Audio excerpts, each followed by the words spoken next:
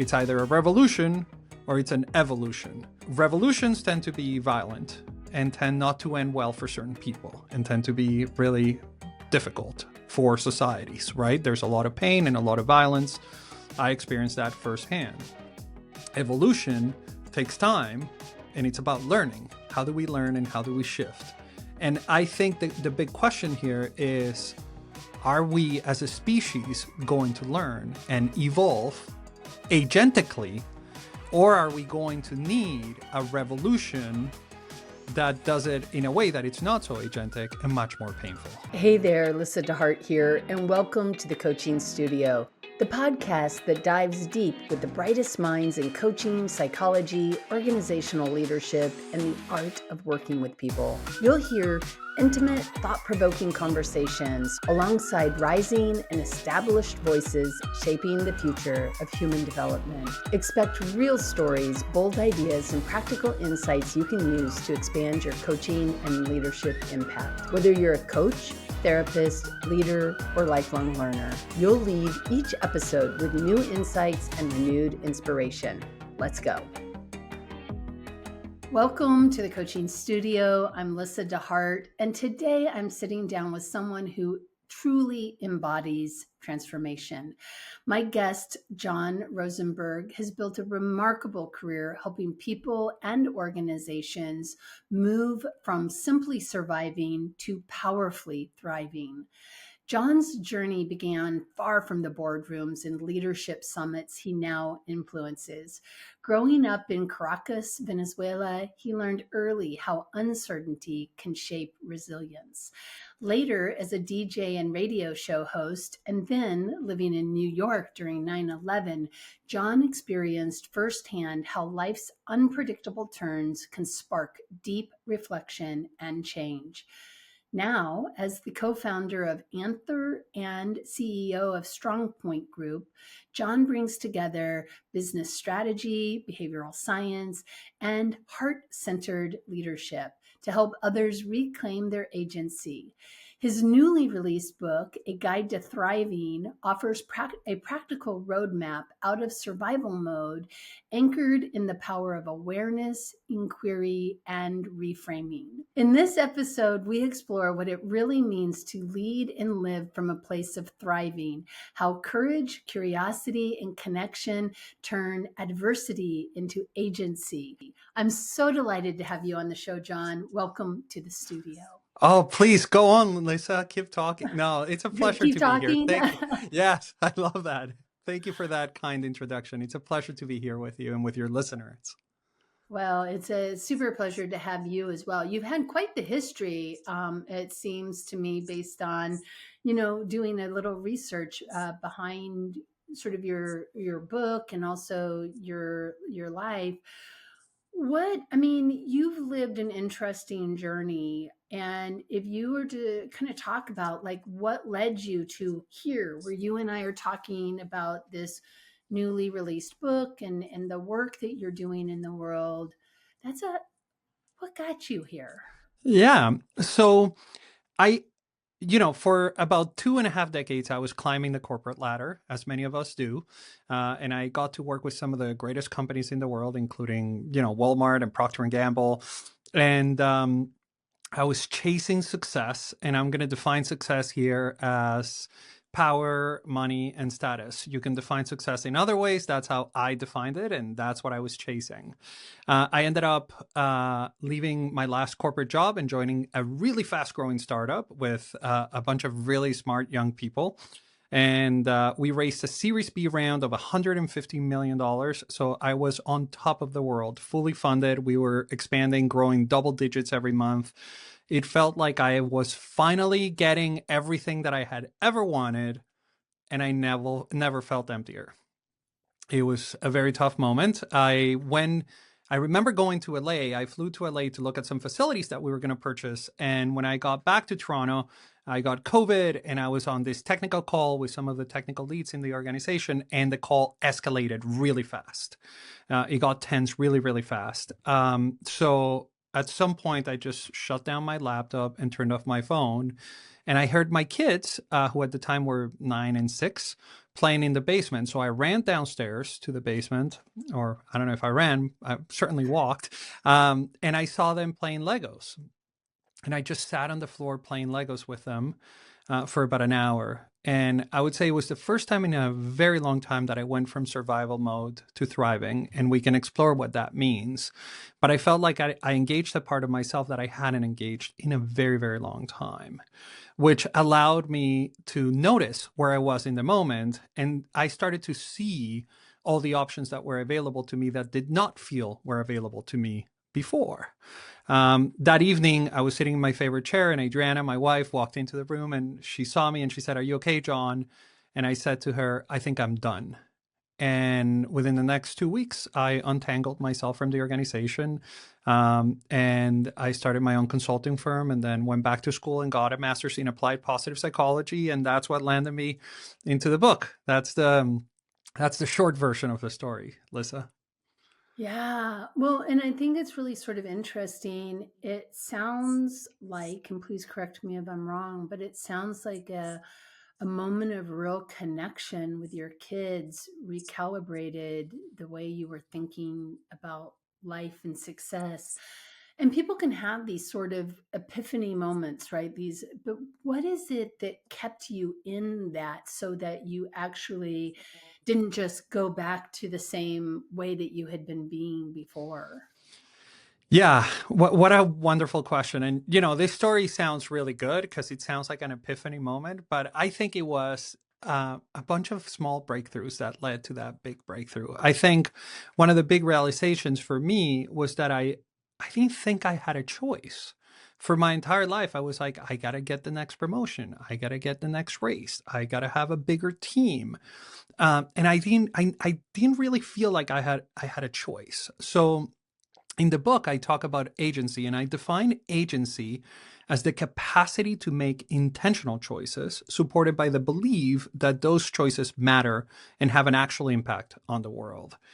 So when you're in this job and you say, I can't leave, I don't really have a choice, there's very little agency there, very low agency, right? So a higher degree of agency saying, well, I can stay in this job, but I can leave, right? So that's kind of, you have a little bit of agency there, but it's still kind of like a binary, right? Stay or leave, which was what I experienced in that moment. Eventually, as I've kind of worked on this skill of agency, this capacity of agency, I've learned that you can actually see a multitude of things. It's not black and white, but it's, many shades of gray, or if you're lucky, it's a whole rainbow of colors, right? And you start seeing choices where you never saw them before. And I think that's a uniquely human capacity. And it's thanks to our prefrontal cortex that we get to see these things and we get to explore the world in ways that few other species, as far as we know, few other species can do. Excuse the interruption, Lyssa here. I would like to ask something from you. If you like this channel and you like the content that I'm offering, please do a simple, easy thing for me, which is subscribe to the channel. And on that note, let's get back to the show. Yeah. Yeah, and you just said something that's really interesting too, which is that movement from one choice to sort of a binary, two choices to a whole rainbow of possibilities in front of you. What is the mindset that allows that rainbow to emerge? Hmm. Yeah. So as I started getting really, really curious about agency, and I wanted to learn more about what is this ability to make intentional choices, right? This capacity. There were three things that consistently kept coming up, and I define them in my book as AIR, which stands for awareness, inquiry, and reframing. So let's use an example. I have my youngest one broke his arm earlier this year, so he was given a Rubik's cube to play with in order I know to what kind that is. so the way I describe air, and let me know how this lands for you, Lyssa. The way I describe it is, when we're having a difficult thought or a difficult emotion, or we're experiencing a challenging moment, right?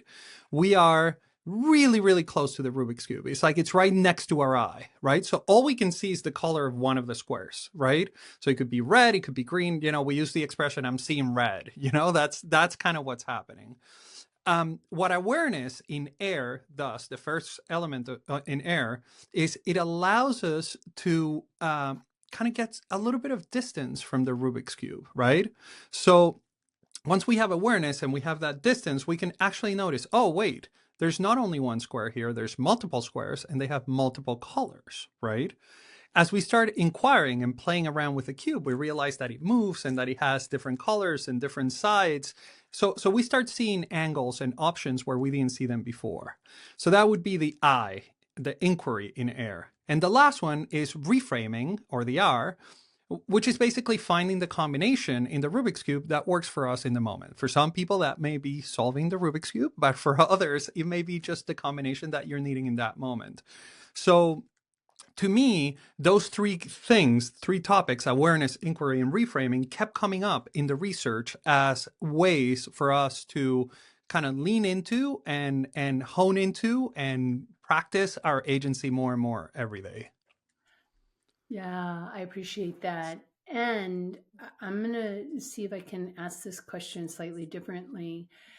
There's something about you and your journey that led you to be able to make this insight awareness. And I guess what I'm curious about is, what is it about your experiences that have allowed you to get to this place where you could even have that kind of insight and awareness?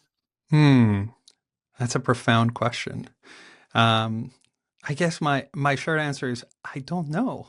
But if I get into it a little bit in detail, I've experienced, and in my life, in my history, we've experienced pain, and I think most of us experience pain in some form of another. I think the pain that I've experienced, especially since I decided to write this book, right, that triggered this book. My best friend died of cancer, and he was diagnosed, and 4 months later he has passed away. My wife Adriana was diagnosed with MS. There's a lot of things going on in the world. We are all going through difficult experiences, and I wanted to learn a little bit more about what it might look like to thrive, even when life is coming at you with its mighty force, as we know. So that led me down the rabbit hole and exploring the science of well-being. And what the science is telling us is there are things, we have a lot of agency around how we can confront life. So I got really, really curious about it, and I'm still learning, and every day there's new research coming up. And I think one of the reasons why I wrote this book is because over the past 7 years, I've been collecting all these nuggets of wisdom from people, from teachers, from things that I've read, from research that I've explored. And I thought maybe somebody like me would like to hear. Like, there's so much that has been done over the past 2.5 decades, especially in the world of science around well-being. And it's not really well known. It's like, oh, get some sunlight, drink, 5 glasses of water and whatnot. But there's so many layers to that. Yeah. Yeah.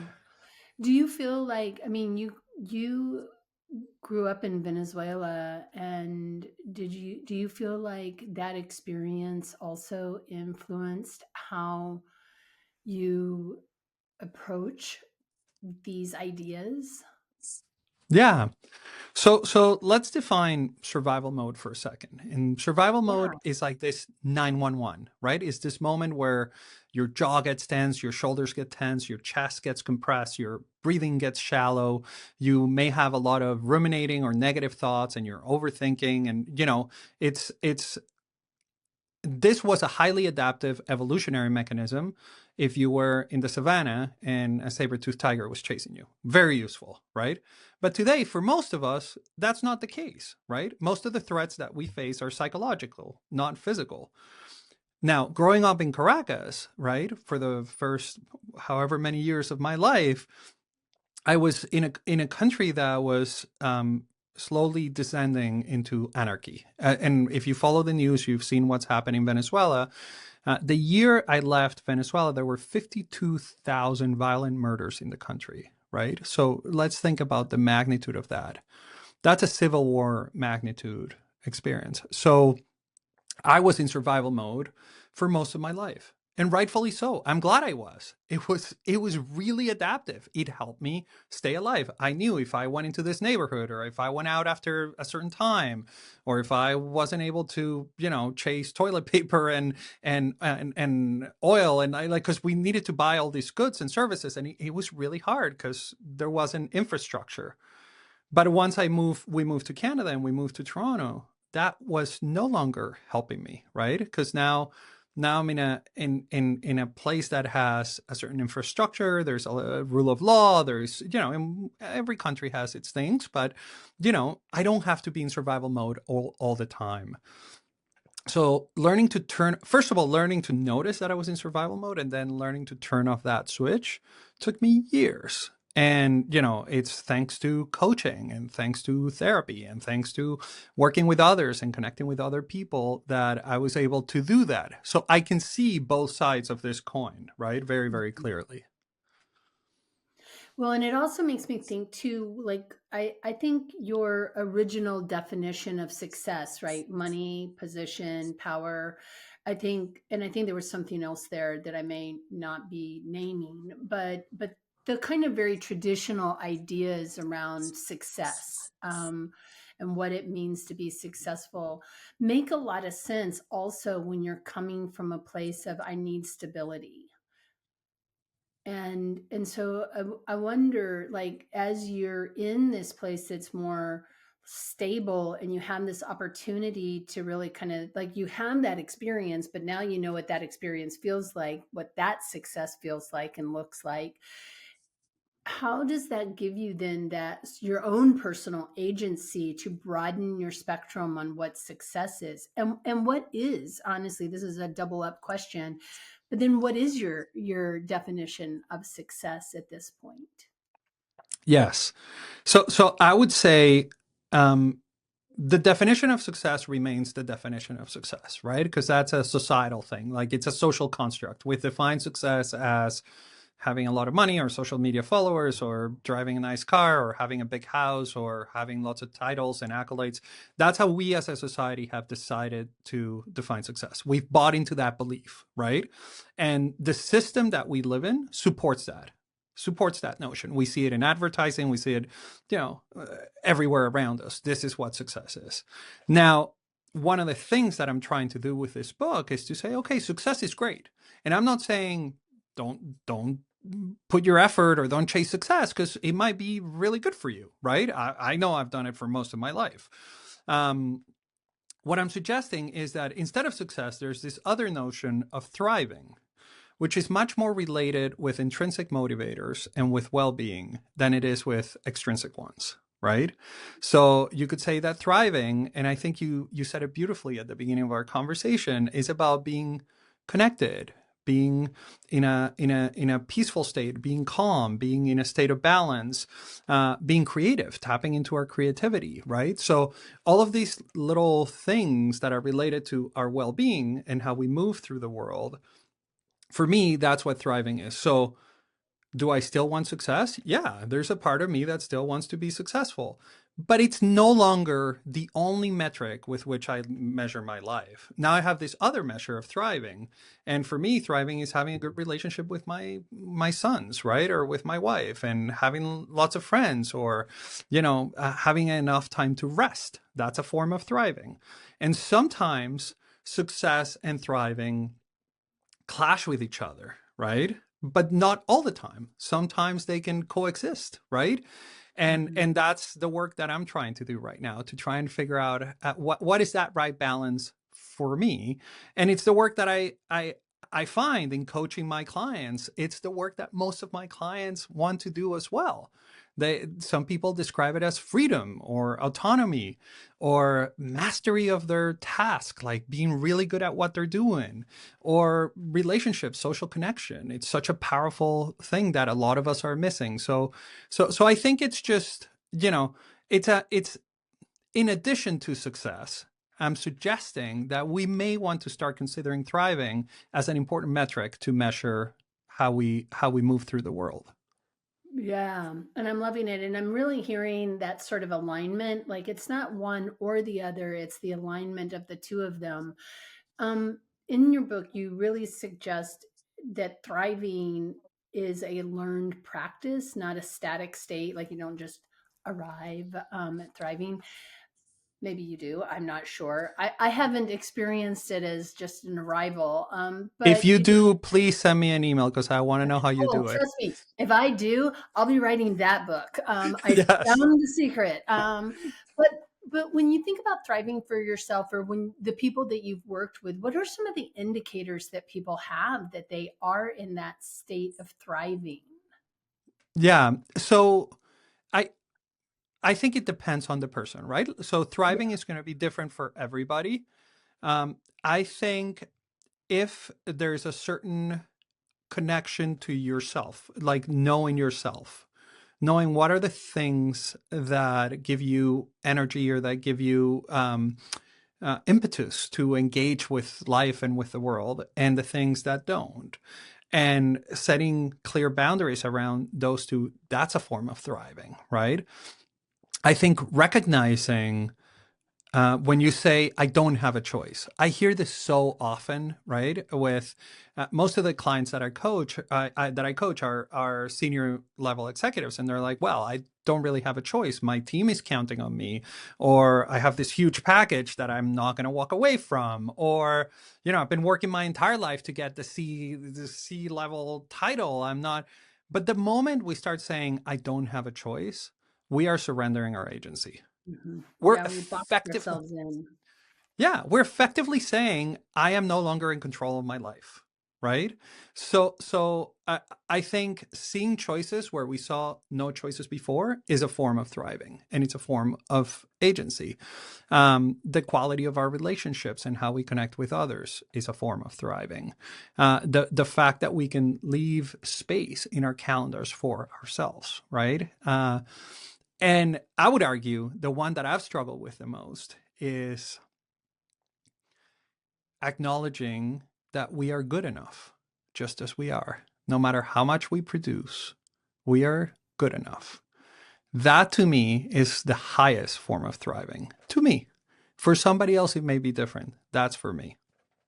Yeah, I mean, and I think about that question for myself as well. And I think about what does thriving really mean to me? And you and I are very aligned on like locus of control and where's my focus and all the things I can't control that are out there, but what can I control? And then you talk about the intrinsic motivators, right? The intrinsic awareness of I tend to sum it up as what I say, what I think, and what I do, knowing that thoughts and emotions really work together. But I think of when I think of myself as thriving, I agree. I think it's the recognition that even if I don't like my choices, I'm still at choice. And there are times where I may not like all the choices I have. To your point, you may have a board of directors telling you you will do this and you're not going to walk away from whatever their package is that they've delivered or offered you. And so you're maybe in a bit of a stuck place. But I remember my grandfather saying to me something to the effect of you always have a choice because of your how you choose to approach it, if nothing else. Mm. Like you may still have to do it, but you don't have to hate it. Like you can maybe not love it, but there's got to be something to your point in that gray or rainbow area between the love and the hate that you could find the space where you can own the decision, right? Even if the decision is ancillary because it's I'm really choosing the package or I'm really choosing the sleep or I'm really choosing the whatever, which means I might miss something else or have to do something I don't want to do. I don't know, is it does that resonate with what you're really working Yeah. with people on? Absolutely, and I think there's a lot of wisdom in what your grandfather said, right? And it's echoed through history by some of the biggest philosophers and thinkers. Viktor Frankl said that the choice that we have to how we confront the present moment is what gives meaning to our lives. So that's where reframing comes into play, right? That's where reframing can be really powerful, and we can see we can start kind of slightly shifting the way in which we look at the Rubik's cube, right? And it's still a Rubik's cube, right? It's still a kid's toy. It still only moves in certain ways, right? Like it's limited. It's not like we can just by magic turn this into a Monopoly game, right? It is a Right. Rubik's cube, but we get to play around with it a little bit and decide which combination we actually want to use. And I think that's a uniquely human capacity. I think we've evolved for thousands of years to arrive at this. And I think it's the first time in human history, right? If you think about it, for thousands of years, our main concern was, how do we feed ourselves? How do we get shelter? How do we get water? How do we protect our children? Like this were essential elements of survival. But today, for the first time in human history, an 18-year-old can graduate from college, get a job, and never interact with anybody ever again. Because if you have a job, you can pay for rent. Well, assuming you can pay rent. Some cities that's almost impossible. But theoretically speaking, you could pay rent, you could buy food, you could have access to everything that you need to physically survive.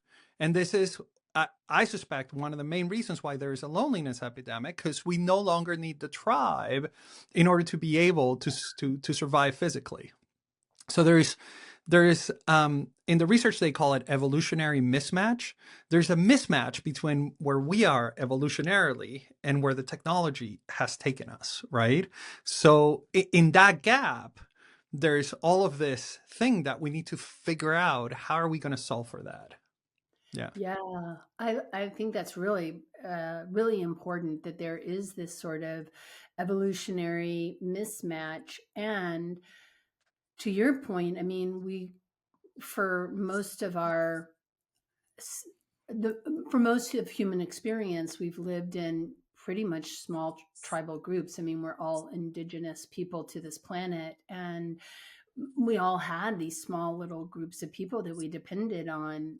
And now you can literally just sit in an apartment by yourself and food will be delivered. You can do your job. You can never leave the apartment, and you're missing that relational element that is fundamental to our well-being.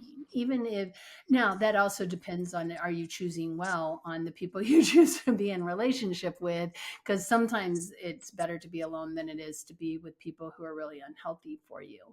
But what do you notice? I mean, are there any patterns that you notice specifically when you look at people or teams and they seem stuck in survival mode? Like, what are those things that maybe kind of are the themes that might be broader that people bring?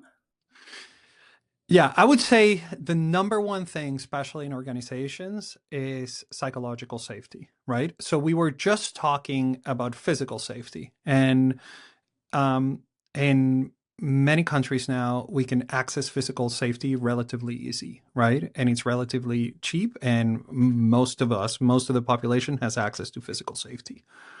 Psychological safety is a little bit different, right? Psychological safety, and that's when we engage the prefrontal cortex, when we feel psychologically safe. And in most organizations, because the systems, and we're going to get into a systems conversation here, which might take us down a rabbit hole, but the systems have been built with the intention of productivity in mind, right?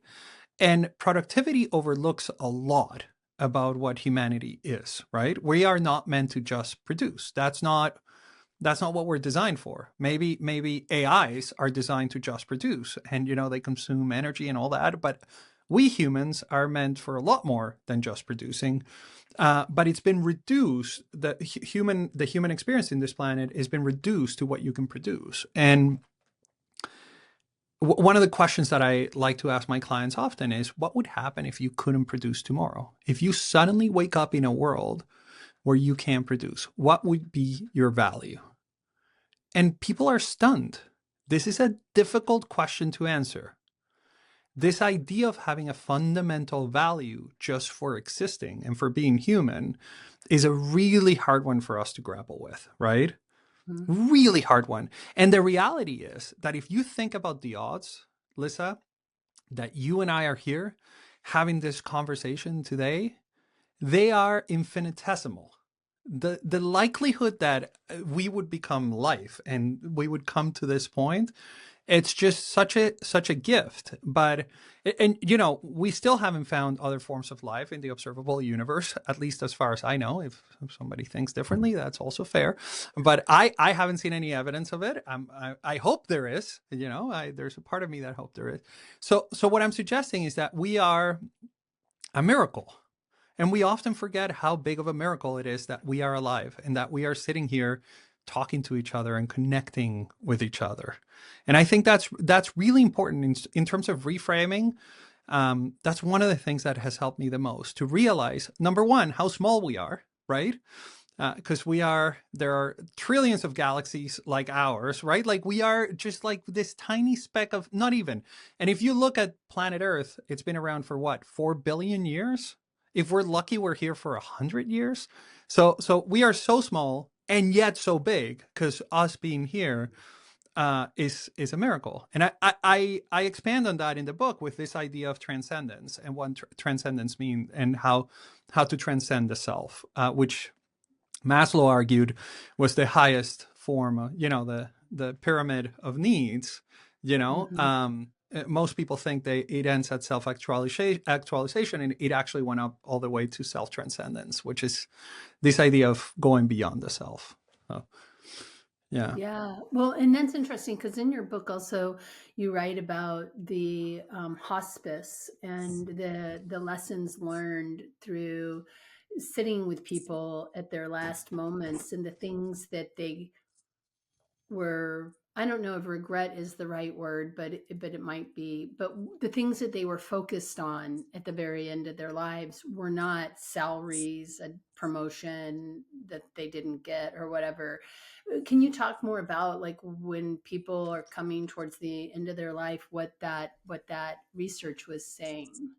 Yeah. So this is Bonnie Ware, and she's uh end of life palliative care nurse, and she did this. It's anecdotal research, right? Where she talked to her patients and tried to learn a little bit more about what they wish they had done more in their lives. And most of it had to do with taking more risks and doing the things that they wanted to do, right? And connecting with the people that they loved. Those are like the biggest themes, right? She splits it into 5, and there's a bit more detail there. If you're interested in learning more, you can find her work. I think she wrote a book about it. Um, but I think we realize this when we work for companies. For people who work for companies, once you leave, it's kind of like you're done. It's done, right? It's not like a family and somebody passed away, right? It's like Right. you leave and it's like, nice. They were here, they're no longer here. The wheel keeps turning, right? So we spend so much time and effort trying to please our bosses and our bosses' bosses and our colleagues, and trying to show everybody that we're so great at what we're doing. And in the big picture, nobody really cares, right? We care a lot more than anybody else does. So, which Yeah. I think it's interesting. Excuse the quick interruption, but I wanted to make sure that you knew that you were invited to my monthly Coaches Q&A. It happens every third Monday of the month, and we talk about all things coaching.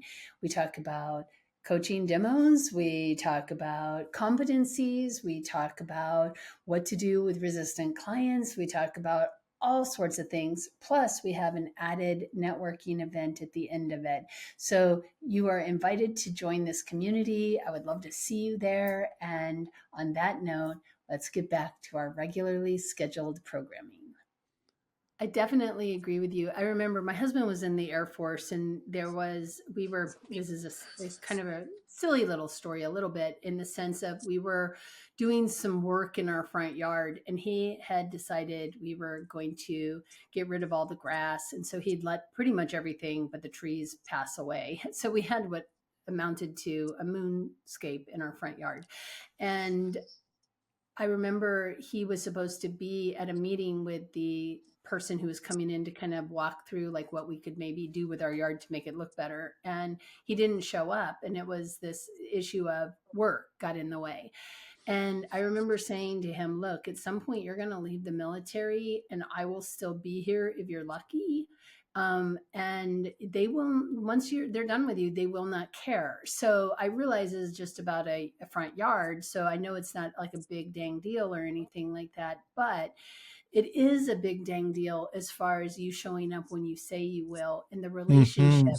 we have and our agreement and you following through as though this too is just as important as that.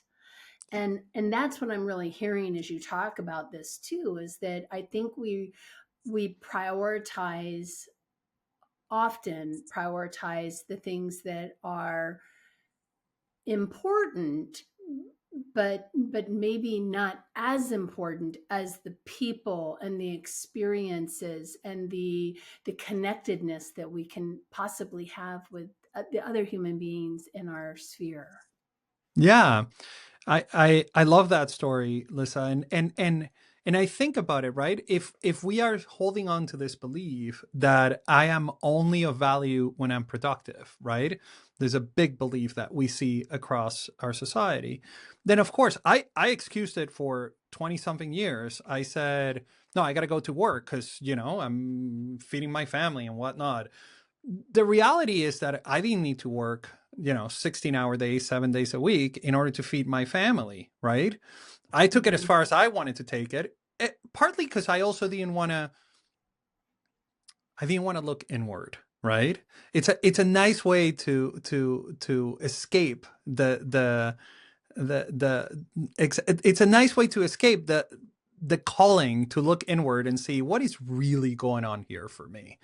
And I would say that the biggest gift that I have given those around me, forget about me, because it's been, for me, it's been really a major thing, especially to write this book and to go through this entire process. But I have found that the more I have done that work on myself to get to know myself better, it's positively impacted the people around me and my community. And I see it with my clients. I see people who actually do the work, right? Suddenly, and we know from research, there was a long longitudinal study that explored communities, and well-being breeds well-being. In communities where people are doing well, people do well, right? And there's this self-fulfilling cycle that begins. So, but somebody's got to choose to start it, right? Somebody's got to make the decision. I'm going to prioritize my well-being. And as I prioritize my well-being, I start prioritizing the well-being of those around me. And that has a ripple effect that goes well beyond anything we can imagine. Yeah. Oh, yes. And I love that. Well-being begets well-being begets well-being. And absolutely, yeah, fundamental to also I think the mindset that's required to see life as being well-being, even when it is sometimes hard. It doesn't mean that there's never a problem. What do you think leads people to lose that sense of agency? I mean, when we're 6 months old, we have a sense of agency. We spit the peas out if we don't like them. We've got, we are curious about our hands and feet. We're curious about the things around us and we just play. And then somewhere along the way, we lose this sense of I don't know, agency, autonomy. I mean, I understand the sort of social elements that go into the crafting of a human being, but but what do you see as causing people?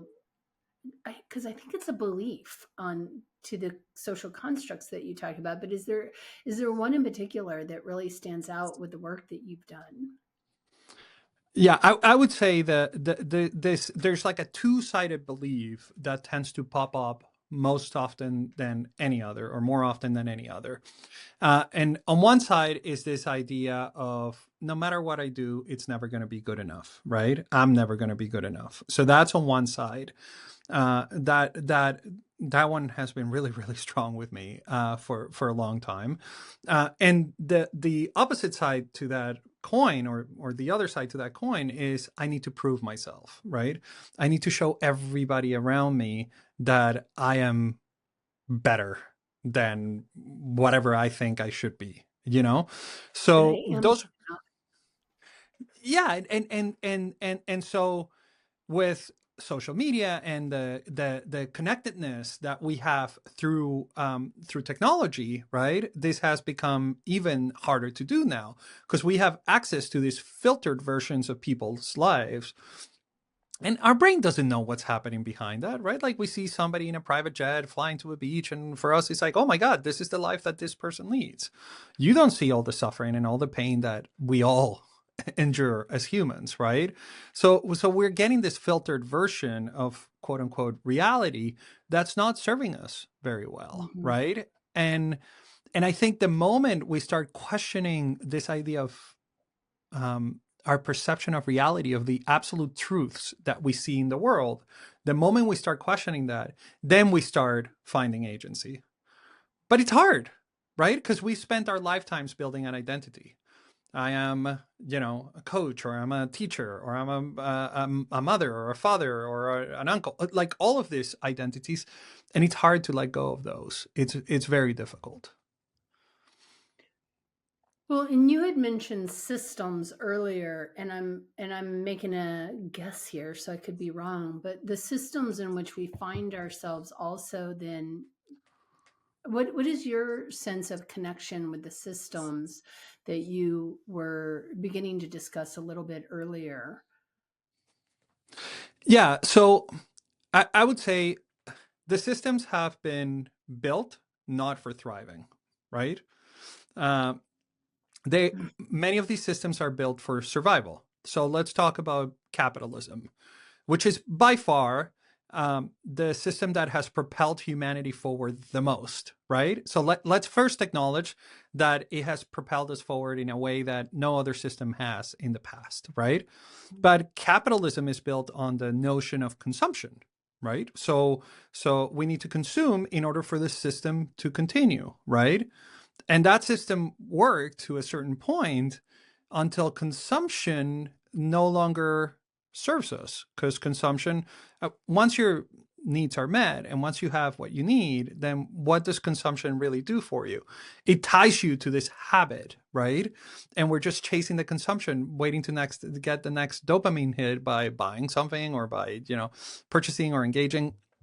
And and then a few moments later, it could be a couple of days or a couple of weeks, once that dopamine hit starts wearing off, we need another one, right? So that's not giving us meaning. So this system, this capitalism, which has been, listen, I'm incredibly grateful for it. My wife, Adriana, who I mentioned was diagnosed with MS, she's using a medication, it's called a biologic, that would not exist had it not been for capitalism, right? Drug companies had an incentive to make money. And as a result of that, they did a tremendous amount of research and they found this drug that is life saving. So that's when capitalism works. When it doesn't work is when it becomes glorified and it becomes a sort of cult, and we allow it to run our lives. So a big question is, what's a better system? What's the next system that comes after capitalism? And by the way, I'm not suggesting that it's socialism or communism. I don't like the isms in general, so let's set that Yeah. aside. But how does the system need to shift in order for it to prioritize our well-being, as opposed to what capitalism is prioritizing, which is consumption? Yeah, it's a fascinating question because also we're all so interconnected with it. If you have any kind of savings or any kind of investments of any sort, yours tie, I mean, beyond the fact that we all have to shop to survive because we don't necessarily all have our own gardens and grow all of our own food and, you know, like manufacture our own wood or plumbing parts or whatever it is that we need to do in the place that we live. I mean, it is such a hard question to even think about what the answer might be. It's, it's a great question, and I don't know. What I do know, Lisa, and at the risk of getting a little provocative and political here, is that as we see artificial intelligence taking on more and more of the knowledge work, right? We have never seen such a big gap in terms of income and access to capital in the history of humanity as we're seeing today.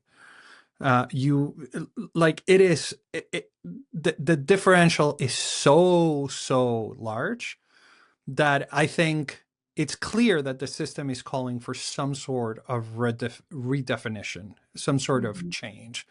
Now, coming from Venezuela, I can tell you change usually happens in political or economic systems in two main ways. And there may be a bunch of them in the middle, but two main ways.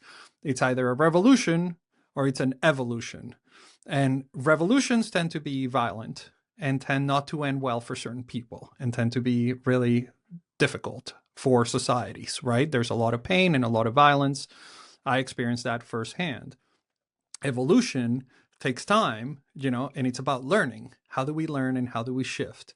And I think that the big question here is, are we as a species going to learn and evolve agentically, or are we going to need a revolution that does it in a way that it's not so agentic and much more painful?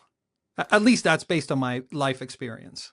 Yeah, and I'm really hoping for the evolution route over the revolution route because I think we really are at one of those pivot points in, in time where we have an opportunity to explore the choices that we're making. I mean, it goes back to agency also. Like, how are we choosing to choose leaders? How are we choosing to spend our money? How are we choosing to do anything? And is is there, and I think this kind of comes back to something you mentioned earlier, which is, am I doing the work I need to be doing on myself so that the consuming that I'm doing isn't out of alignment with the kind of with the life that would be an alignment with other values besides just having things. And it's a tough thing because I mean there are a lot of people who don't have enough, right, across this planet. And so how do we find ways to sort of equal that out? And I don't know the answer to any of this, but I do know it's a fascinating question. um And I would argue, Lisa, I don't know the answer either, but just asking the question, I think it's powerful enough. Just yeah, taking a pause and saying, I am going to question the way in which I have inhabited this planet. That to me is an act of agency.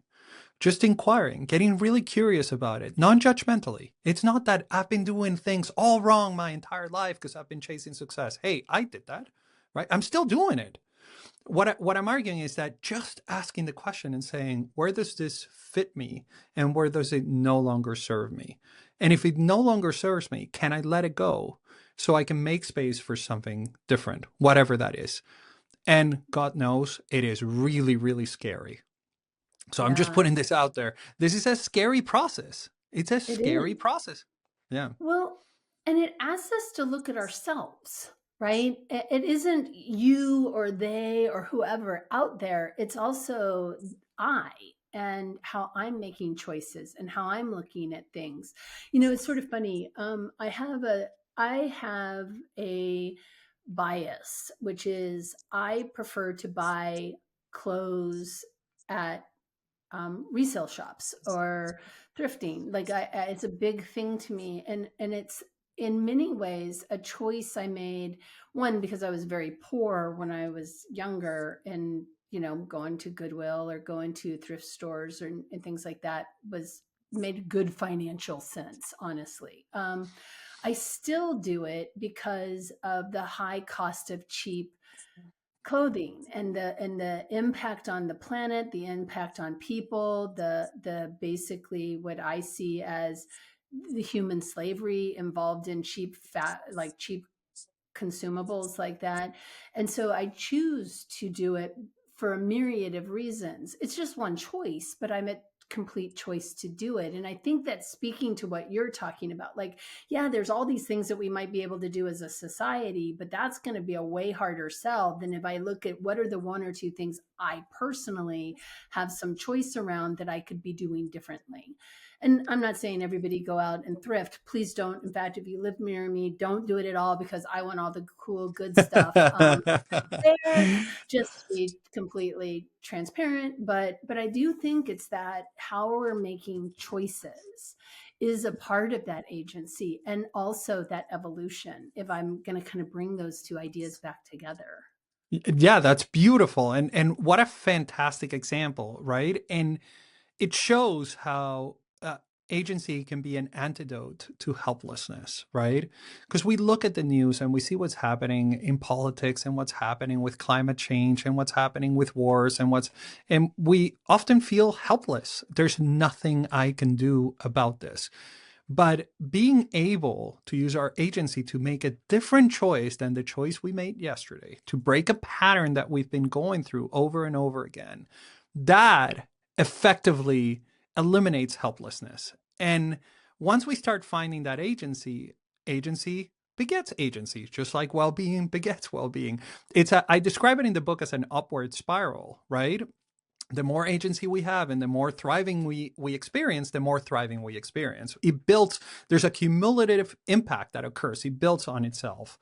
And that doesn't mean, by the way, that life isn't going to throw you a curveball and you're going to be back in survival mode. God knows that it happens so often. I mean, for me, launching this book has been an experience of dealing with my survival mode. I tell Adriana that every morning I want to rip a page and eat it because, it's kind of like, because it is an experience of having to deal with all the things that I have learned and putting them to practice. And like I said, it's a habit. It's something that we practice over and over again. And having the right support, especially social support, can make all the difference in the world. Yeah. Yeah. You share in the book also that insight alone isn't transformation, that there's other things that need to happen beyond insight and awareness. And what are the factors that lead to a person's capacity for a lasting shift on how they maybe think, lead, or live their lives? Yeah, um, I think for starters is self-exploration. So it's this awareness moment, right? And awareness can come as insight. That's a starting point. And air sounds deceptively simple, right? Because awareness in itself, it's a hard thing to get. We work hard at bringing awareness, at being able to describe what we're experiencing, awareness of an emotion or awareness of, oh, here's what I'm thinking, but it is a thought. It's not me, it's a thought. That creates the distance, right? Then getting really curious about it, asking lots of non-judgmental questions, saying, what is this thought all about? Where did it come from? Whose voice am I hearing in my mind? What is this thought trying to teach me, or what is it trying to tell me?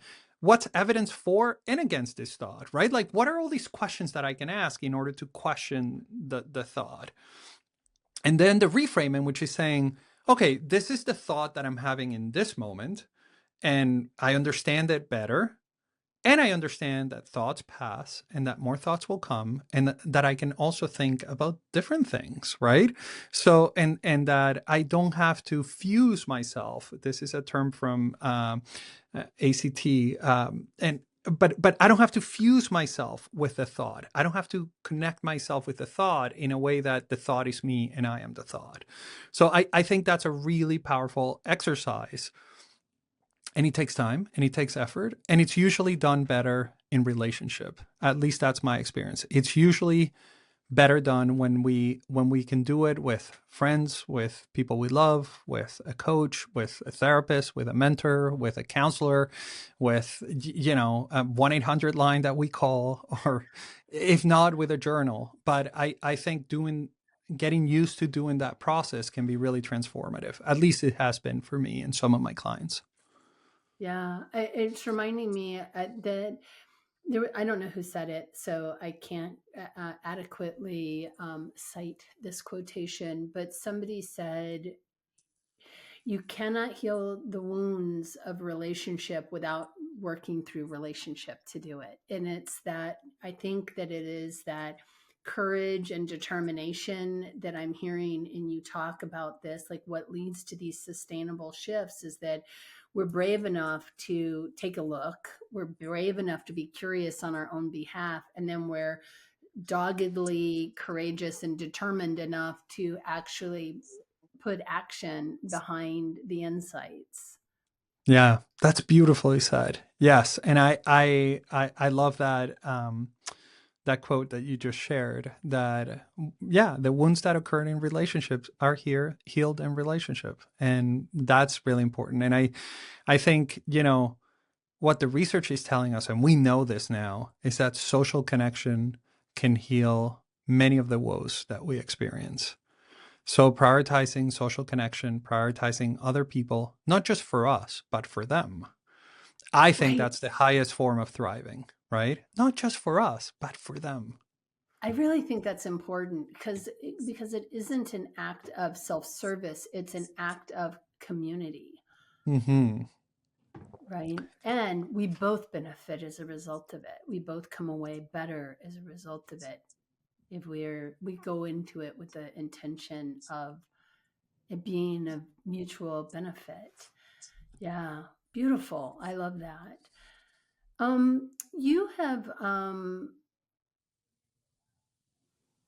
You have mentioned about we've been talking quite a bit about transformation and how it happens in these messy moments. Is there some moment in your own life, a messy moment that really changed the trajectory of the work that you're doing?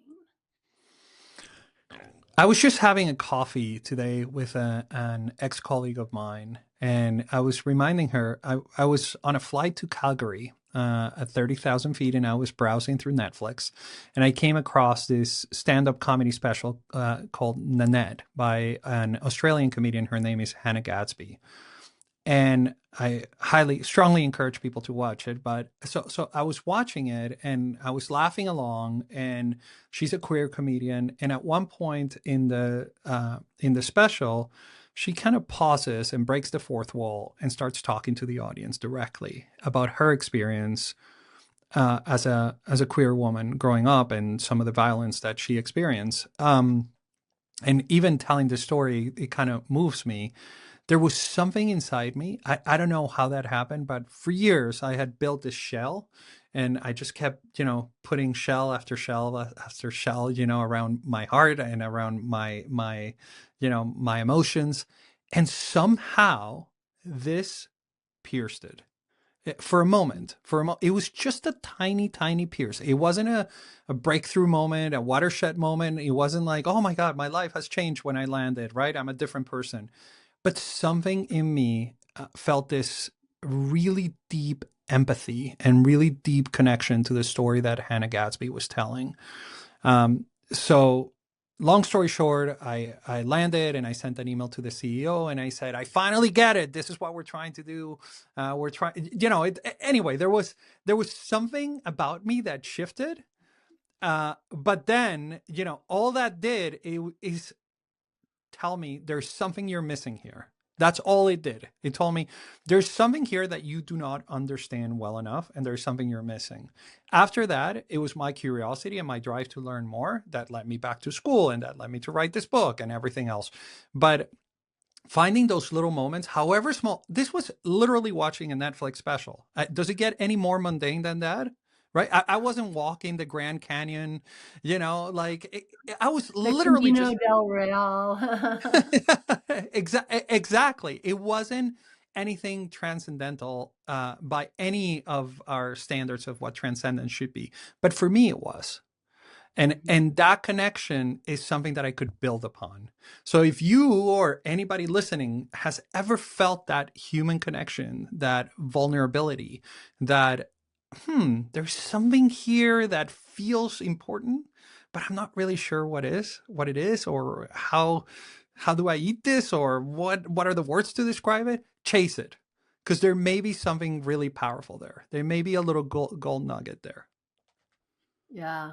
Yeah. I think golden nuggets come in these moments. And I love the description of that piercing, that moment, a little pierce of empathy and recognition of a fellow human on the journey of living, right?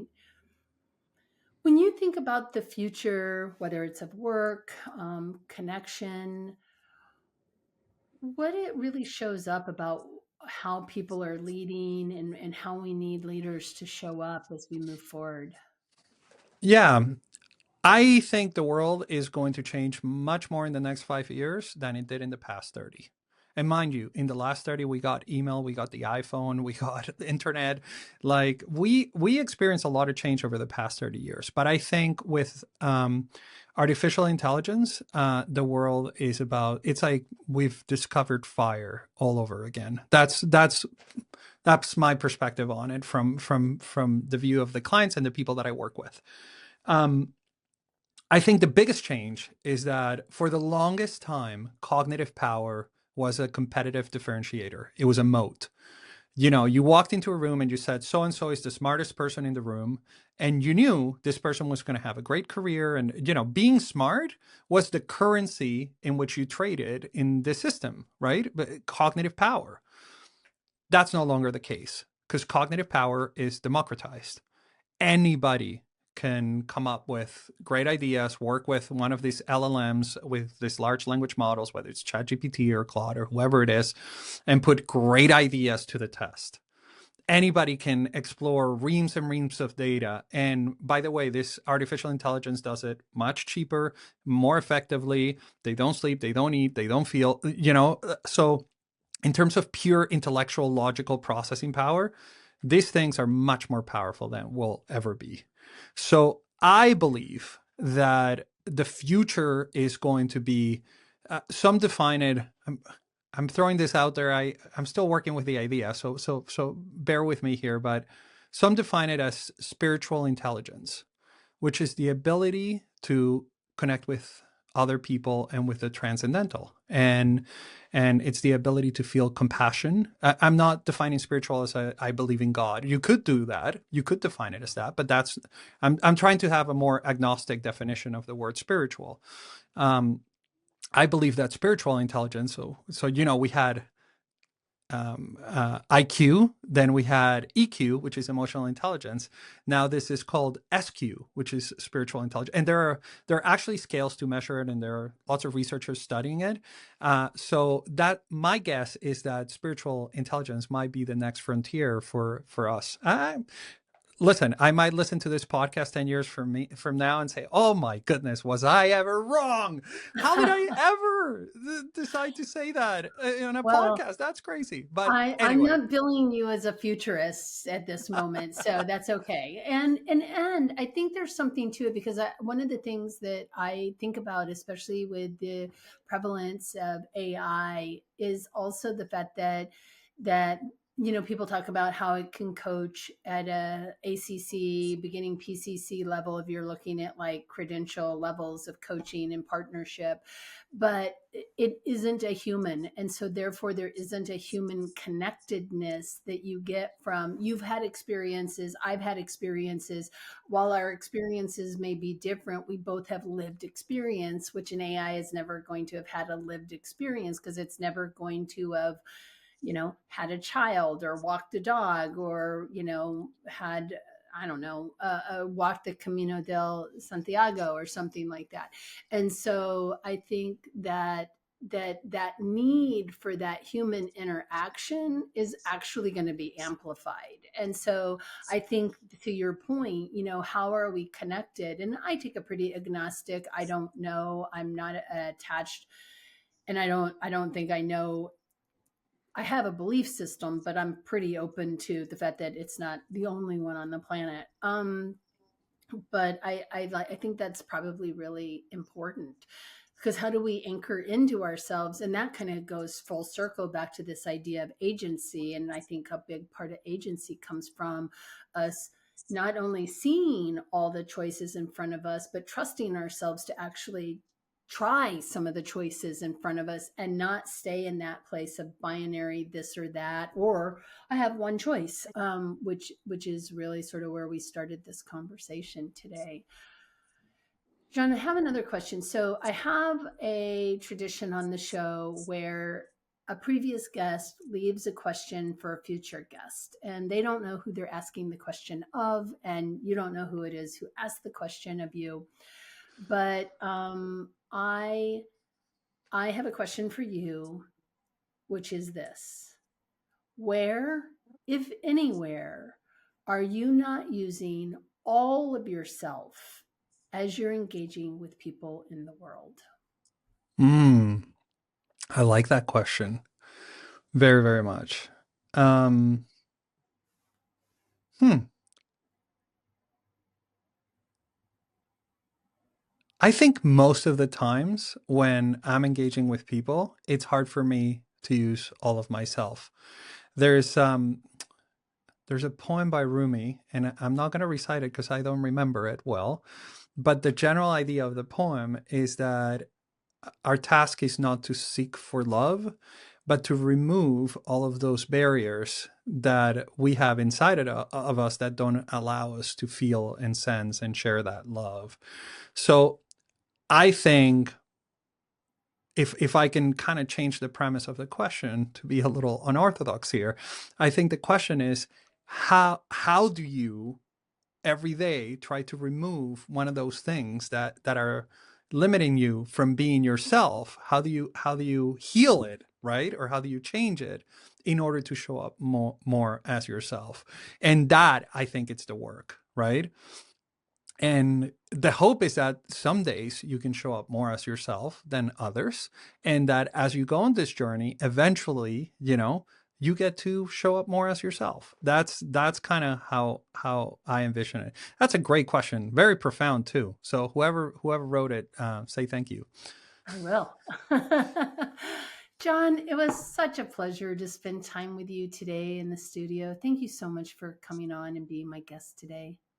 Thank you. Thank you for the space. Thank you for all the great work you're putting out in the world, Lyssa. And I'm really grateful that we got to connect in this way and have such a stimulating and fun conversation. So thank you.